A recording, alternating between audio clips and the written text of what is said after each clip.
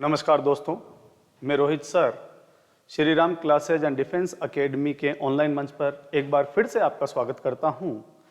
हम भारतीय इतिहास के फाउंडेशन कोर्स की श्रृंखला में लगातार आगे बढ़ रहे हैं और इसके अंतर्गत हम चल रहे थे परिपक्व हड़प्पा काल के अंतर्गत। और परिपक्व हड़प्पा काल ने हमने हड़प्पा सभ्यता के दो महत्वपूर्ण सभ्यता स्थलों की बात की है, जिसके अंतर्गत हमने हड़प्पा और मोहनजोदड़ो स्थल की पूर्णतः जानकारी प्राप्त की।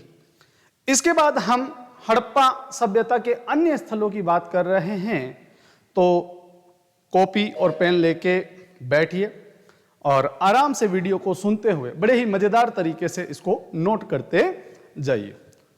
चलिए मित्रों, हम आगे बढ़ते हैं और देखते हैं परिपक्व हड़प्पा सभ्यता का नेक्स्ट स्थल।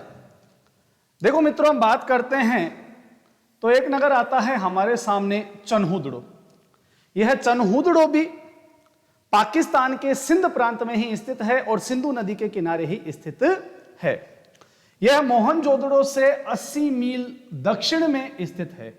अगर स्थिति पूछी जाए कि मोहनजोदड़ो की किस दिशा में, तो चनहुदड़ो मोहनजोदड़ो से दक्षिण दिशा में स्थित है।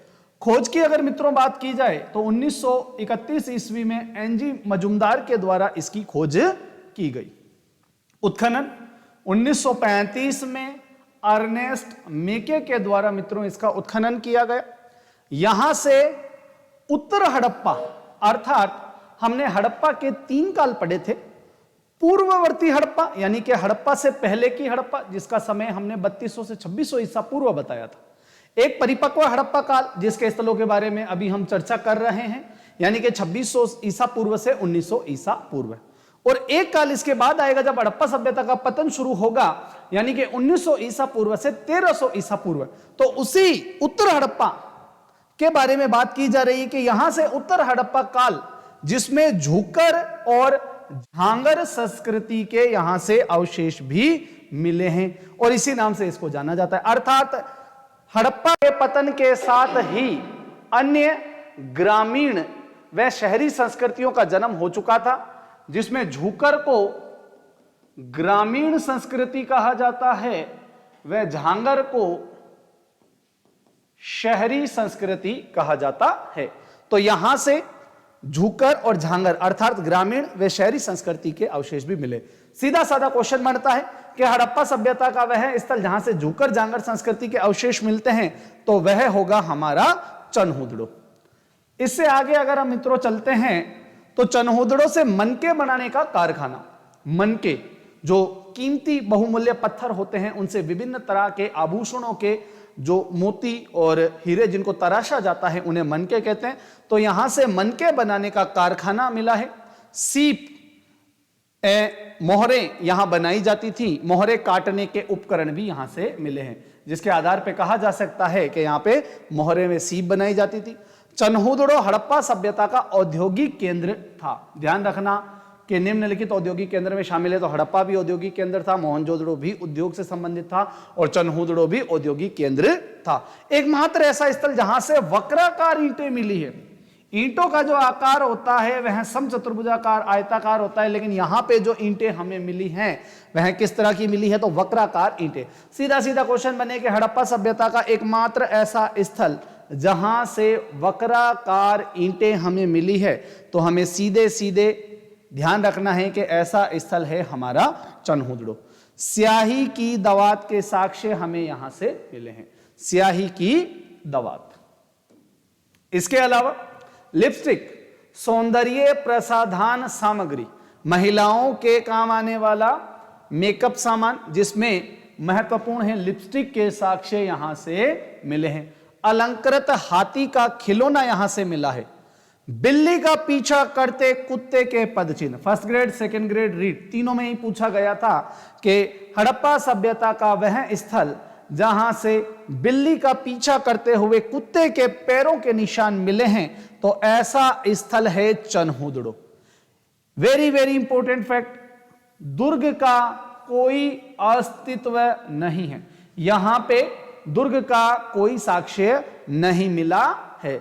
हड़प्पा सभ्यता में हमने देखा था कि जब भी हम हड़प्पा सभ्यता की बात करते हैं तो एक जो स्थल मिलता है वो पूर्वी टीला और दूसरा होता है पश्चिम दिशा में थोड़ा ऊंचाई पे बना हुआ पश्चिमी टीला। पूर्वी टीले के अंदर सामान्य जनता निवास करती थी, इसलिए इस टीले को नगर टीले के नाम से जाना जाता है। तो चनहूदड़ो में कोई टीला नहीं मिला, केवल एक नगर टीला ही हमें मिला है। दुर्ग टीले के कोई साक्ष्य नहीं है, अर्थात हड़प्पा सभ्यता का ऐसा स्थल जहां से दुर्ग का कोई अस्तित्व प्राप्त नहीं होता, कौन सा हो जाएगा?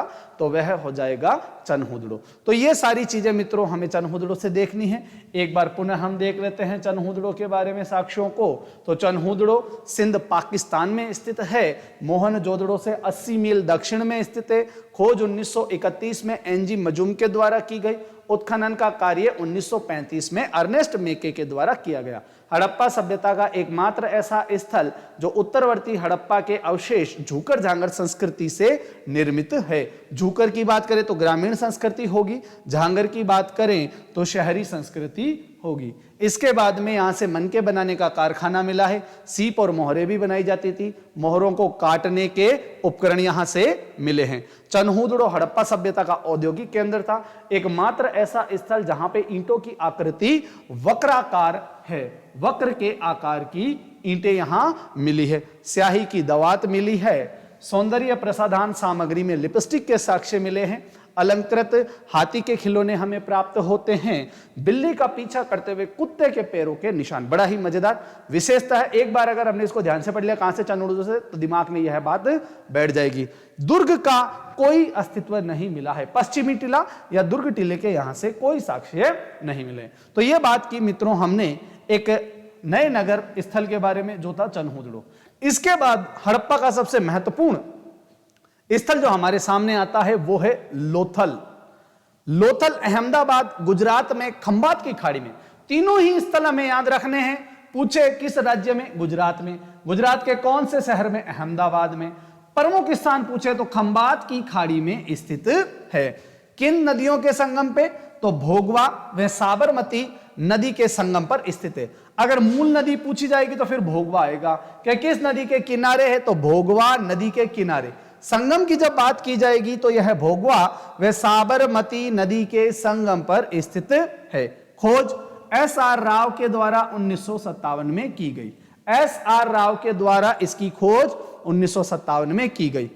इस स्थल को एस.आर. राव ने, यह पूछा जा चुका है, वेरी इंपॉर्टेंट, कि निम्नलिखित में से वह कौन हुए हैं जिन्होंने लोथल को लघु हड़प्पा व लघु मोहनजोदड़ो कहा है?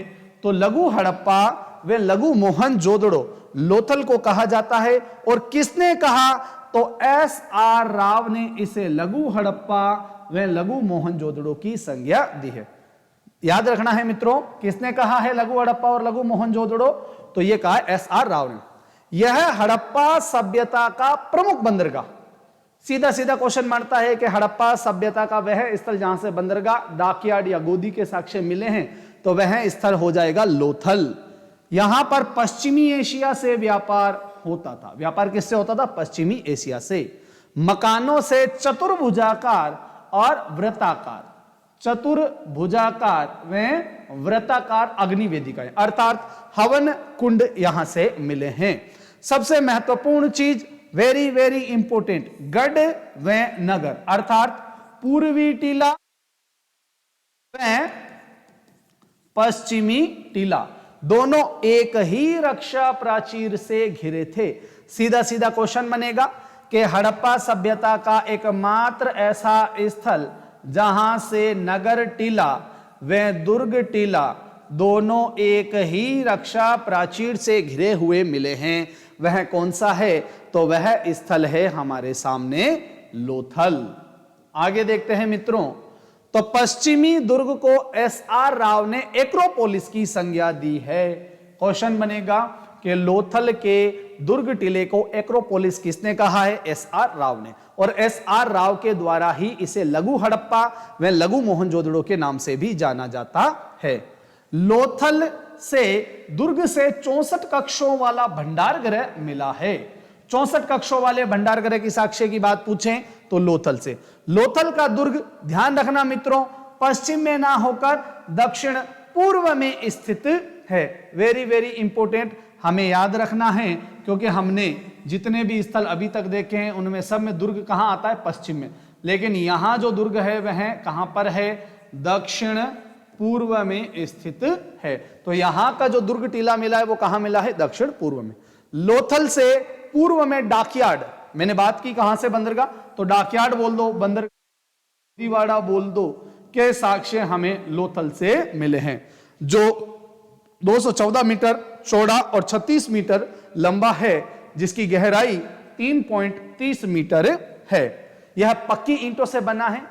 और सीधा सीधा सवाल पूछे कि हड़प्पा के सभी स्थलों में सबसे बड़ी संरचना कौन सी है? तो लोथल का गोदीवाड़ा हड़प्पा से निर्मित स्थलों में सबसे बड़ी संरचना है। इस बात का भी हमें ख्याल रखना है। इसके बाद मित्रों अगर हम बात करें तो देखो वही बात आती है कि हड़प्पा सभ्यता की सबसे बड़ी संरचना कौन सी है? तो लोथल का जो बंदरगाह है वो सबसे बड़ी संरचना है। 214 बाय 36 मीटर लंबाई चौड़ाई बाय 3.30 मीटर यह गहरा है। तो ये व्यास भी हमें याद रखना है। चावल का पहला साक्ष्य, चावल का प्रथम साक्ष्य भी हड़प्पा के किस स्थल से मिलता है? तो लोथल से हमें चावल का प्रथम साक्ष्य मिलता है। इसके अलावा फारस की मोहर अर्थात पश्चिमी एशिया से व्यापार के साक्ष्य हमें यहां से मिलते हैं। पके हुए रंगों का प्रयोग भी पश्चिमी एशिया में किया जाता था। तो पके रंग में रंगपात्र यानी कि ऐसे बर्तन जिनको पके हुए रंगों से रंगा गया है। इसके अलावा बालक की छिद्र युक्त खोपड़ी, एक बालक की खोपड़ी मिली है जिसमें छिद्र हैं। यह सर्जरी का प्रमाण हमें देती है, जिसे शल्य चिकित्सा के नाम से जाना जाता है। तो सीधा साधा क्वेश्चन बने कि हड़प्पा सभ्यता का वह स्थल जहां से शल्य चिकित्सा के प्रमाण मिले हैं तो लोथल। लेकिन मित्रों इसके साथ में ऐसे की ऐसी एक खोपड़ी के बारे में हम बात करेंगे जब हम पढ़ेंगे कालीबंगा। कालीबंगा से भी इसी प्रकार की एक बालक की खोपड़ी मिली है जिसमें 6 छिद्र हमें मिलते हैं। तो उसके बारे में भी बात करेंगे। तो हड़प्पा सभ्यता के 2 स्थल मित्रों ऐसे हैं जिनमें छिद्र युक्त खोपड़ियां मिली है जो शल्य चिकित्सा का प्रमाण हमें देती है। 3 युगल समाधियां, एक साथ 3 व्यक्तियों को दफनाए जाने के साक्ष्य मिलते हैं। यह सती प्रथा का प्रतीक है। S.R. राव ने कहा है कि व्यक्ति के साथ में 2 पत्नियों को दफनाया गया है, इसलिए यह सती प्रथा का प्रतीक है। तो पूछे कि लोथल से मिली युगल समाधियों को किसने सती प्रथा का प्रतीक कहा? तो S.R. राव के द्वारा इसे सती प्रथा का प्रतीक कहा गया है। यहां से नाव के 5 मॉडल मिले हैं। बंदरगाह है तो यह तो बहुत आसानी से कंसेप्ट याद रह जाएगा कि हड़प्पा सभ्यता का वह स्थल जहां से नाव के 5 मॉडल मिले हैं। तो ये जो नाव के 5 मॉडल हमें मिले हैं यह लोथल से मिले हैं। इसके बाद में मिट्टी का साहुल, साहुल होती है ना जब मकान हम बनाते हैं तो ईंटों को नापते कि दीवार सीधी है कि नहीं, तो मिट्टी का साहुल हमें यहां से मिलता है। रंगाई कुंड, कपड़े रंगने का कुंड यहां से मिलता है। बटन के आकार की मोहर यहां से मिलती है। हाथी दांत की स्केल, मोहनजोदड़ो से हमने देखा था किसकी स्केल? सीप की स्केल। यहां से हमें हाथी दांत की स्केल मिलती है। वृत्ताकार चक्की के 2 पार्ट, गेहूं को पीसने की जो घट्टी होती है, चक्की होती है, उसके दोनों पार्ट मिले हैं। गोरिल्ला की मृण मूर्ति, गोरिल्ला की मिट्टी की मूर्ति भी हमें यहां से मिली है। इसके अलावा और कौन कौन से साक्ष्य हमें यहां से उपलब्ध होते हैं? तो मिट्टी की मम्मी का मॉडल। मम्मी के बारे में आप जानते हो मित्रों कि जैसे ही मम्मी शब्द हमारे सामने थे, हमारी मम्मी नहीं, वो मम्मी होता है, आदम है, यह है मम्मी। अर्थात जो मिस्र की सभ्यता थी नील नदी के किनारे, कहां पर है? दक्षिण अफ्रीका। क्योंकि पश्चिमी देशों से यह व्यापार करते थे तो दक्षिण अफ्रीका से भी लोथल वासियों का संबंध रहा। तो यहां से मिस्र, दक्षिण अफ्रीका में मम्मी बनाई जाती थी। अर्थात इन लोगों का विश्वास था कि इस शरीर को अगर हम स्वस्थ रख लेते हैं, इस शरीर को बिल्कुल खराब नहीं होने देते हैं, तो कभी ना कभी हमारे पूर्वजों की आत्माएं पुनः इस शरीर में लौटेगी। तो वे एक विशेष प्रकार के मसालों का लेप लगाकर बॉडी के चारों तरफ उसे मलते थे और उसके बाद उसे पट्टियों से लपेट के एक ताबूत कैफीन में बंद करके सुरक्षित रख दिया जाता था। इसी सुरक्षित रखे गए शव को, जो मसालों से लपटा हुआ, पट्टियों से लपटा हुआ होता था, उसे मम्मी कहा जाता है। बहुत सारी फिल्में भी बनी हैं, द मम्मी रिटर्न्स वगैरह, तो आप उसमें समझ सकते हैं। तो मम्मी का मिट्टी का मॉडल या मिट्टी का जो खिलौना मिला है वह हमें कहां से मिला है? लोथल से, जो यह बताता है कि लोथल वासी दक्षिण अफ्रीका या मिस्र की सभ्यता से भी परिचित थे, उन लोगों से यह व्यापार करते थे। लकड़ी का अनागार, वेरी वेरी इंपोर्टेंट। हड़प्पा सभ्यता का एकमात्र ऐसा स्थल जहां से लकड़ी का अनागार प्राप्त होता है वह कौन सा है? तो वह लोथल है। दिशा सूचक यंत्र, कंपास जिसे हम कहते हैं, के साक्ष्य यहां से मिले हैं।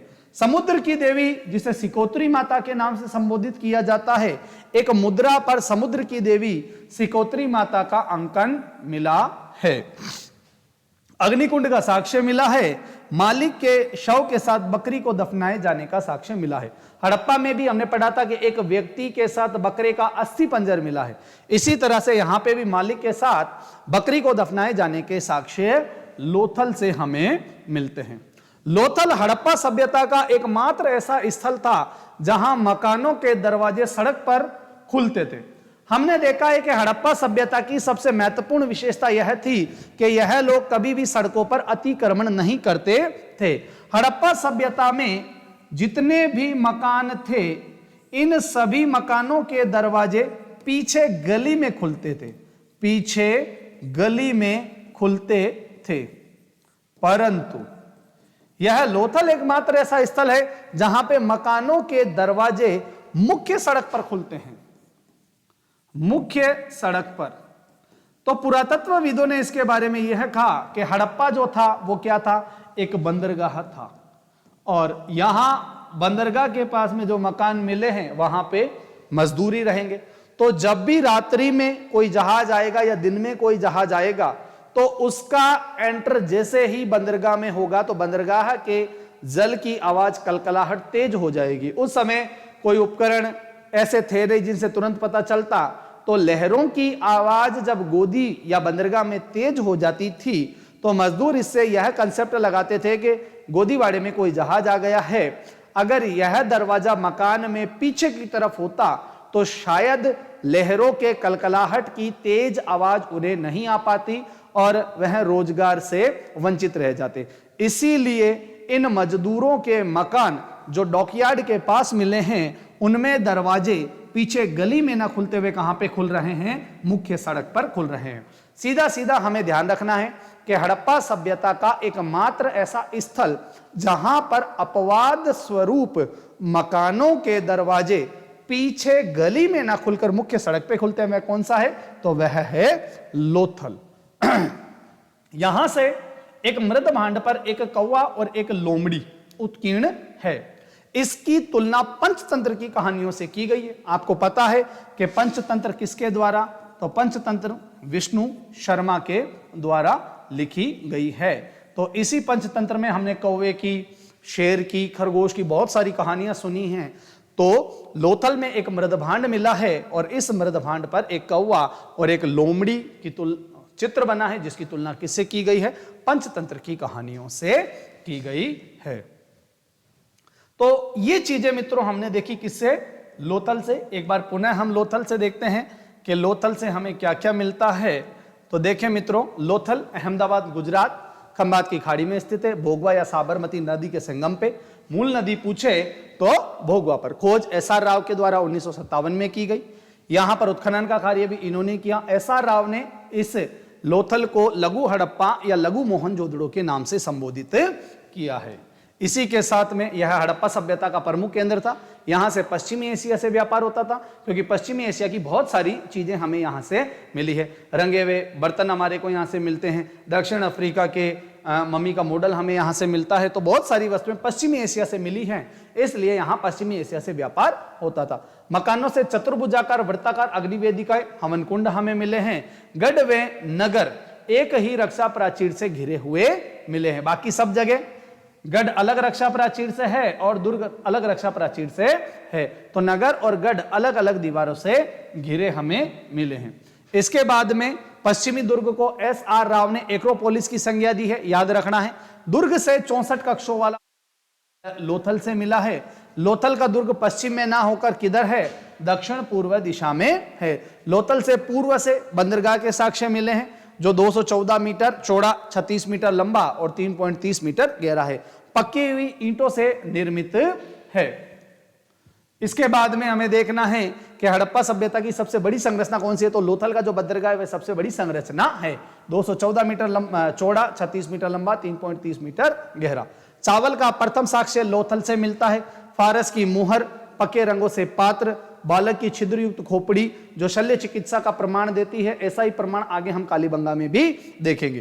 3 युगल समाधियां मिली है जिसे SR राव ने यह कहा है कि यह सती प्रथा का साक्ष्य है। नाव के 5 मॉडल यहां से प्राप्त होते हैं। इसी के साथ में मिट्टी का साहुल, रंगाई का कुंड, बटन के आकार की मोहर मिली है, हाथी दांत की स्केल मिली है, वृत्ताकार चक्की के पार्ट मिले हैं, गोरिल्ला की मरण मूर्ति भी यहां से मिली है। मिट्टी की मम्मी का मॉडल दक्षिण अफ्रीका, हमने पढ़ा है अभी कि शरीर को मसालों से लपेट के उसे खराब नहीं होने दिया जाता था, उसे मिट्टी मम्मी कहते थे। लकड़ी का अनागार मिला है, दिशा सूचक यंत्र के साक्ष्य मिले हैं, समुद्र की देवी सिकोत्री माता का अंकन यहां से मिलता है, अग्निकुंड के साक्ष्य मिलते हैं, मालिक के साथ बकरी दफनाए जाने का भी साक्ष्य यहां से मिला है। लोथल से एकमात्र ऐसा स्थल है जहां मकानों के दरवाजे कहां खुलते थे, मुख्य सड़क पे खुलते थे, बाकी सभी में पीछे गली में। एक मृदभांड मिला है जिसपे कौवा और एक लोमड़ी जो पंचतंत्र की कहानियों से तुलना की जाती है। तो ये सारी बातें हमने देखी है मित्रों लोथल में। हम एक नए नगर की बात करते हैं, एक नए स्थल की बात करते हैं जिसका नाम है मित्रों सुरकोटड़ा। सुरकोटड़ा कहां है, तो यह गुजरात के कच्छ जिले में। सुरकोटड़ा कहां है, गुजरात के कच्छ जिले में सुरकोटड़ा हमें मिला है। 1964 में जगपति जोशी के द्वारा इसकी खोज की गई। खोज किसके द्वारा, तो 1964 में जगपति जोशी के द्वारा इसकी खोज की गई। यहां से घोड़े की अस्थियां, वेरी इंपॉर्टेंट साक्ष्य, हड़प्पा के किसी भी स्थल से घोड़े का पूरा अस्थि पंजर, घोड़े की पूरी अस्थियां नहीं मिलती है। यहां पर अंतिम स्तर में मिली है, क्योंकि जब भी खुदाई होगी तो सबसे नीचे जो स्तर मिलेगा वह पहला स्तर, शुरुआती स्तर होगा, फिर जैसे जैसे ऊपर आएंगे तो सबसे लास्ट में जो स्तर मिलता है वह अंतिम स्तर होता है। तो अंतिम स्तर पर यहां पर घोड़े की अस्थियां मिली है।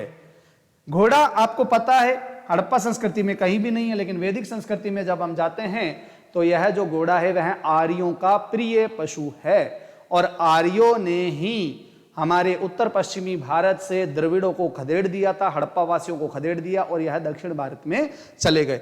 इसलिए सुरकोटड़ा एकमात्र ऐसा स्थल है जो हड़प्पा के पतन को दर्शाता है, क्योंकि यहां पे घोड़े का साक्ष्य मिलता है जो आर्यों का प्रिय पशु है। इससे इतिहासकारों और पुरातत्वविदों ने यह अंदाजा लगाया कि यहां पर सर्वप्रथम या सबसे पहले आने वाले आर्यों का आगमन यहीं पे हुआ था, इसलिए यहीं से हड़प्पा के पतन की शुरुआत होती है। तो सिंधु सभ्यता का वह स्थल या वह नगर जो हड़प्पा के पतन को दर्शाता है कौन सा है, सुरकोटड़ा है। अगर मित्रों हम आगे चलते हैं तो हम देखते हैं कि यहां से शॉपिंग कॉम्प्लेक्स के साक्ष्य मिले हैं, विशेष कब्रगाह मिले हैं, 4 कलश अवधान के साक्ष्य मिले हैं, अर्थात व्यक्ति को जलाने के बाद में या लाश को जलाने के बाद में जो उसकी अस्थियां और राख थी उसको एक कलश में भरकर कब्र में दफनाना। तो यहां का जो विशेष कब्रगाह है वहां पे हमें शवदान की प्रक्रिया कलश अवधान के माध्यम से मिली है। इसके अतिरिक्त यहां से तराजू का पलड़ा भी मिलता है। तो एक बार से अगर हम वापस से देखें इसको तो देखें यहां से क्या क्या मिलता है। तो सबसे पहले हड़प्पा का एकमात्र ऐसा स्थल जो गुजरात के कच्छ जिले में है, खोज 1964 में जगपति जोशी के द्वारा की गई। घोड़े की अस्थियां अंतिम स्तर से मिली है जो अन्य किसी स्थल से नहीं मिली है। घोड़ा आर्यों का प्रिय पशु था। यह अस्थियां हड़प्पा के पतन को दर्शाती हैं। इसके बाद मित्रों हमें देखना है यहां से शॉपिंग कॉम्प्लेक्स, विशेष कब्रगाह जिसमें कलश अवदान की प्रक्रिया मिली है और तराजू का पलड़ा मिला है। अगर अगले स्थल की हम बात करते हैं तो यह आता है बनावली। बनावली कहां है, तो यह हरियाणा के फतेहाबाद जिले में है जो घग्गर की सहायक रंगोई नदी के तट पर स्थित है। बनावली की खोज 1973 में रविंद्र सिंह बिष्ट के द्वारा की गई। यह स्थल प्राक हड़प्पा कालीन व हड़प्पा कालीन है। मित्रों आपको पता है कि जब हमने पूर्ववर्ती या प्राक हड़प्पा पढ़ी थी तो मैंने हरियाणा के प्राक हड़प्पाई स्थलों में बनावली आपको पढ़ाया था। तो ध्यान रखना कि बनावली प्राक हड़प्पा कालीन भी है और वास्तविक हड़प्पा कालीन भी है। यहां पे जल निकासी का अभाव, हड़प्पा सभ्यता का वह स्थल जहां पे जल निकासी का अभाव पाया जाता है, बनावली इस सभ्यता की सबसे महत्वपूर्ण विशेषता है। तो निम्नलिखित में से हड़प्पा सभ्यता का वह स्थल जहां पे जल निकासी का अभाव पाया गया है कौन सा है मित्रों? तो हमें पता रखना है, ऐसा नगर है बनावली। Very very important. इसके बाद में मित्रों अगर हम बात करें बनावली से क्या मिला है, तो बनावली समृद्ध लोगों का नगर था। क्यों? क्योंकि यहां के रसोई घरों में वॉश बेसिन, धावन पात्र के अवशेष मिले हैं। हड़प्पा के अन्य किसी भी स्थल से वॉश बेसिन के साक्ष्य नहीं मिले हैं। खिलौने के रूप में हल की आकृति जो मिट्टी से निर्मित थी, तो सीधा सीधा पूछे कि मिट्टी का बना हुआ हल के साक्ष्य कहां से मिलते हैं? बनावली हरियाणा से मिलते हैं। तिल व सरसों का ढेर यहां से मिला है। जो के अवशेष मिले हैं, तांबे के बाणाग्र मिले हैं। बाणाग्र क्या होता है? तो बाण का अग्र भाग, जो तीर का अग्र भाग होता है, इसे बाणाग्र कहा जाता है। तो तांबे के बाणाग्र हमें यहां से मिले हैं। इसके अलावा सेल खड़ी व पकाई गई मिट्टी की मोहरें जिन पर सिंधु लिपि का अंकन है। एक बार फिर से देख लेते हैं बनावली को। बनावली कहां पे है मित्रों? तो हरियाणा फतेहाबाद जिले में स्थित है। घग्गर की सहायक नदी रंगोई, अगर रंगोई नहीं है तो हमें घग्गर नदी करनी है। खोज 1973 में रविंद्र सिंह बिष्ट के द्वारा की गई। यह स्थल प्राक हड़प्पा कालीन व हड़प्पा कालीन दोनों ही प्रकार का नगर है। जल निकासी का अभाव है जो इस सभ्यता स्थल की सबसे महत्वपूर्ण विशेषता है।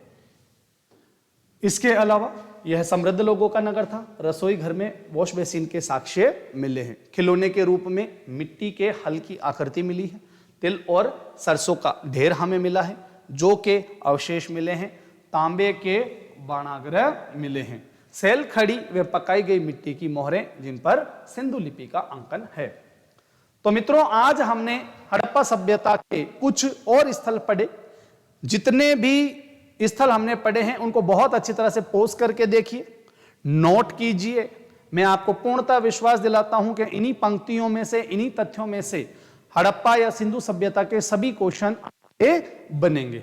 मैं रोहित सर एक बार फिर से Shri Ram defence academy and Shri Ram classes के ऑनलाइन मंच से आपका हार्दिक स्वागत करता हूं और हम इसी तरह से इस इतिहास की श्रृंखला को आगे बढ़ाते रहेंगे। एक बार मैं पुनः आपसे निवेदन करता हूं कि वीडियो को ज्यादा से ज्यादा लाइक करें, शेयर करें, सब्सक्राइब करें। तब तक के लिए मित्रों, जय हिंद, जय भारत।